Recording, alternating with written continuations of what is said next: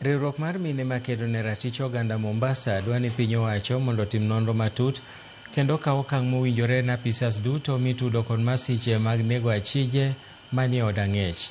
Kotelnegi kod riwruok mar She Arises, minego eko koni luoro margi en ni masiche makamagi kidek mero dhi nyime pachoka kadipo ni onge okang' malong'o ma ibiro kaw ne jogo mitudo kod timbe makamago.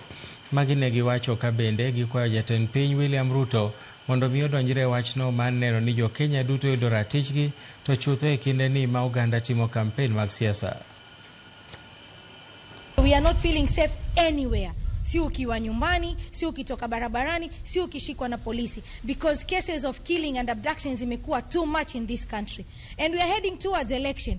We know very well hivi vitu vitakuwa vikijitokeza. Kwa hivyo we want even the president to intervene and get to see how best people can live in a peaceful, harmonious way katika hii nchi yetu ya Kenya bila kuwa na hofu kama hizi. Mbona mtu wa mama mboga akishikwa anatoka kama mjukuu kwa sela amekufa, while our politicians wakishikwa wanatoka salama?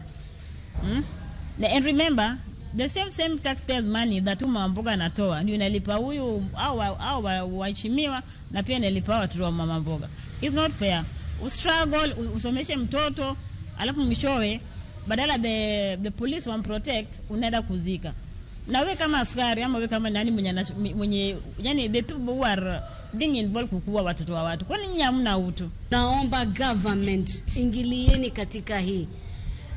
Our able president, ni kilio, kina mama wanalia.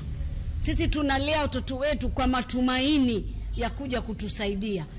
Leo tunalia watoto wetu ikifika dakika ambao wanafika hadhi ya sasa kuja kutuangalia sisi wanauliwa. Je, tuko katika hali gani sisi wazazi? When we call out the government, tutashikwa, tupelekwe kwa cells, tuambe tumejinyonga ama tumefanya nini. We are not actually safe, and I'm calling out all the Kenyans